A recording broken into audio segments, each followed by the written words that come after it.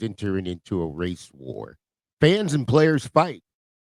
Dijonai Carrington and Alyssa Smith, their skit. Kathy Engelbert, zero fines and suspensions. Nike Global chooses Caitlin Clark and Juju Watkins. We'll have that story and more today on the Money Mike Syndicated Radio podcast. We always tell you, welcome. It's my opinion. And if it turns into truth, I've given you the facts before it happened. And the WNBA is doing its best with the players and how they communicate. As I watched Dijonai Carrington-Nalyssa Smith do a skit of poking Caitlin Clark in the eye. Now, this one here has got me, and let me tell you why, folks. Goes back to Indiana, and you got a race war that's brewing. And when you get a race war that's going to be brewing right in front of your eyes, I'll take you back to Ron Artest and Steven Jackson. Okay, when you start doing things and poking people in the eye, and this one here where Kathy Engelbert's got to make a decision. I don't know where you're going to go with this, but there's got to be a decision that has to be made. Why? Because you're going to end up with fans in the stands are going to be fighting.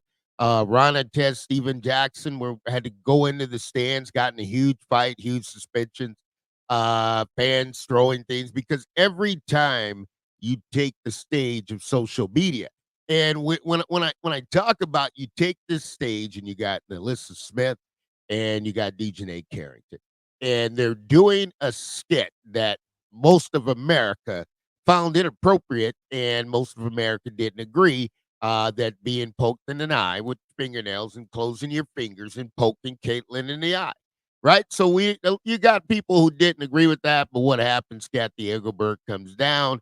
There's zero fines and suspensions. Now, with Lanissa Smith, I mean, if you're going to do it the right way with the Indiana Fever and you got a zero tolerance policy, you move the player. You move the player. You move the player. You release the player, right? Because here's what you got. The player has no respect for the organization, okay, the Indiana Fever organization.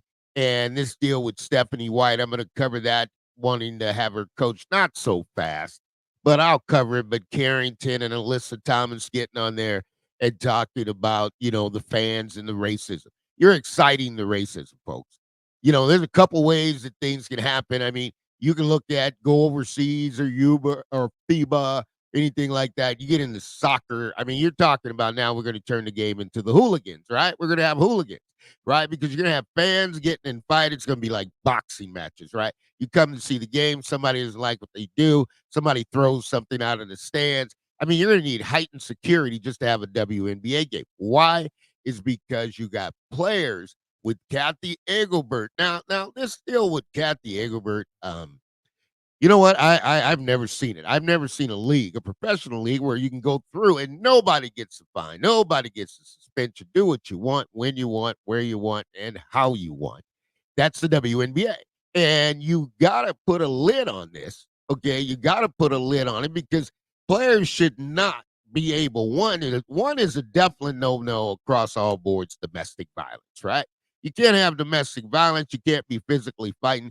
The other thing that you got to look at is conduct detrimental, right? Because conduct detrimental really just means you're doing something that's not in the progressive growth of the league, right? So if you get out there, you'll see NFL players, you get with a firearm, you get something where you're arrested or you're driving under the influence of alcohol, boom, that's it, right?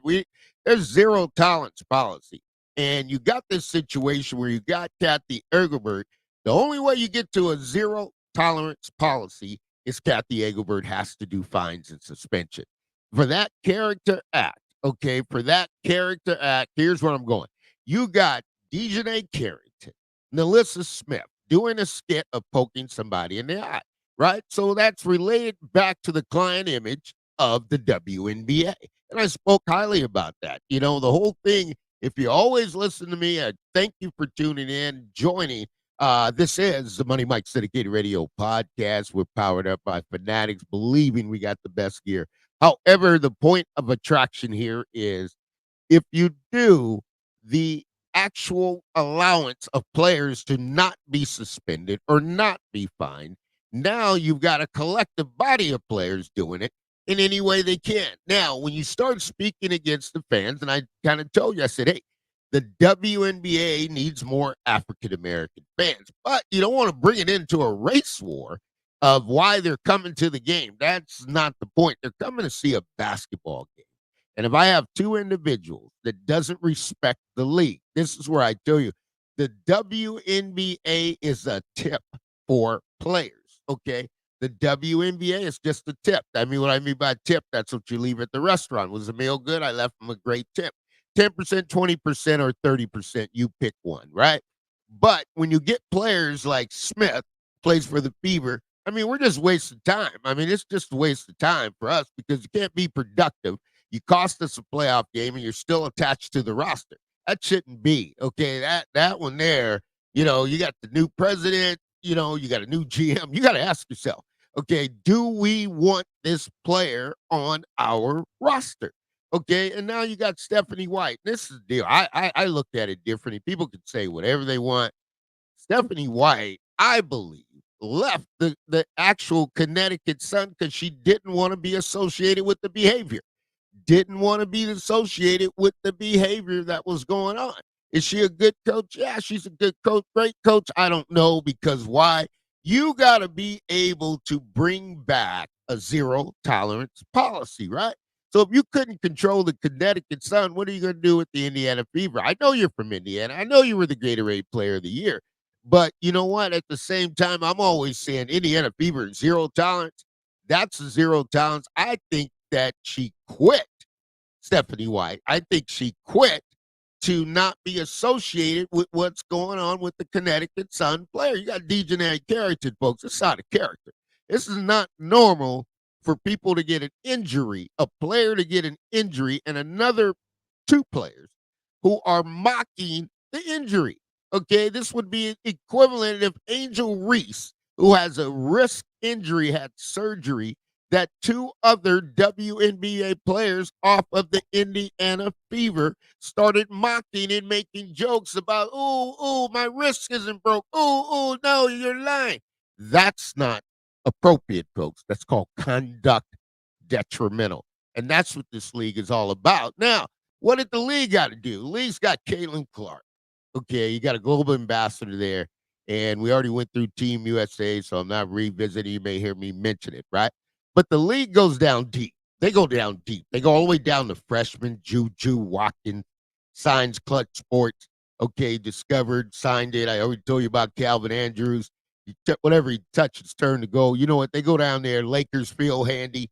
And this is where the men got to somehow be involved in the WNBA because the men have got to come in there with discipline. So when you look at Juju Watkins, she's going to be managed. It's Clutch Sports. Okay, so basically, Juju Watkins is not going to get out and start talking about what's going on in the WNBA. They cannot have that around the client image of Juju Watkins, okay? They cannot have that around the client image of Caitlin Clark. So what is Nike going to do? Nike, I told you, when you get into the grassroots, WNBA grassroots, Nike's in the business of selling shoes. And I'll tell you this, Nike can sell a whole lot of shoes, okay, with two players. Okay, these two players, Nike can clean and triple the books and do commercials for both of these players. That's Juju Watkins and Caitlin Clark, because those two players will sell more shoes together in a commercial together than any other players combined in the WNBA. That's Caitlin Clark and Juju Watkins, right? So now you got another player's got to come in the game. That's WNBA. You're talking grassroots, right? Because Nike just chose Juju Watkins, big time player. I love LA. Okay, that orchestrated trade of getting Juju to be able to be a LA Sparks, that has to happen. And if LA lands Juju Sparks, supplemental, however you want to do it, whatever loophole is out there, Juju Watkins belongs in LA as Caitlin Clark belongs in Indiana. Between those two, Nike will sell millions of shoes, okay, representing not only today's future, which we are watching, but also the future that's coming and the future of Juju Watkins. So when you get grassroots reaches down that low, to go get players. Now, Nike's a different fish. Nike's a big fish. Okay, Nike EYBL. I just did a piece on the Oakland Soldiers. I mean, they're the best in the business out of Oakland, California. I mean, they just produce NBA players. Okay, you got a lot of teams out there produce NBA players. Okay, you got Compton Magic. I mean, there's a lot of teams, guys that are NBA grassroots, right? So now you're getting in the WNBA grassroots and what's going to happen. And Nike's going a different road. But here's what happens when Nike goes the road. Adidas is doing well, folks.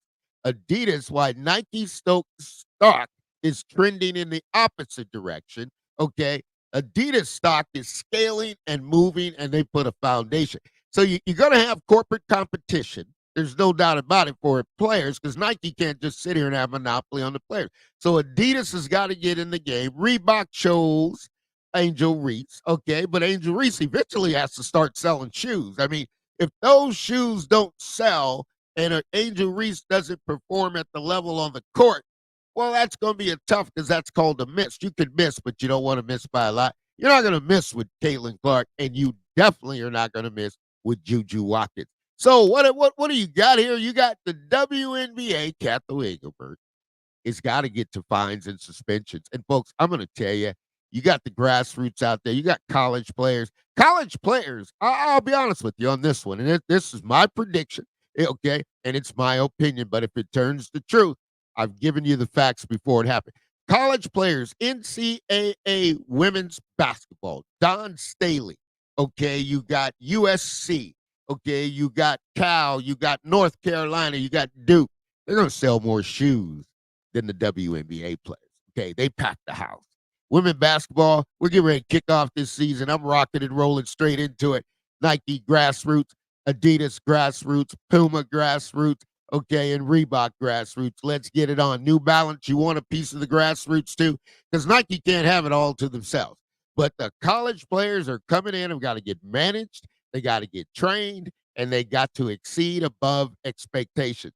So that's what you got right there, choosing those goal ambassadors. You got Kathy Engelbert. At some point, fines and suspensions got to happen. DJ Carrington-Nalyssa Smith should be fined games right now. They should be fined games, 10 games, 5 games. Let them know, okay? Or you're just going to release them out of their contracts and go find a home, because at the end of the day, they're not being it's repetitive behavior, conduct detrimental to the league of talking about fans and mockery and doing. Now you're mocking an injury. That's bad news, folks. Indiana Fever zero conduct policy, yeah, because they're not trying to build this into it. But I'll take you to Ron Artest, Stephen A. Jackson. This is where the WNBA players, the women don't know they're getting there, but you're getting there. They're going to have an NBA, WNBA games. There'll be a fight in the stands, right? And this thing's going to leak over to the court, because the WNBA, the NBA players go through the same thing. Okay, but fans get a little bit more nasty. You got NBA players, check fans.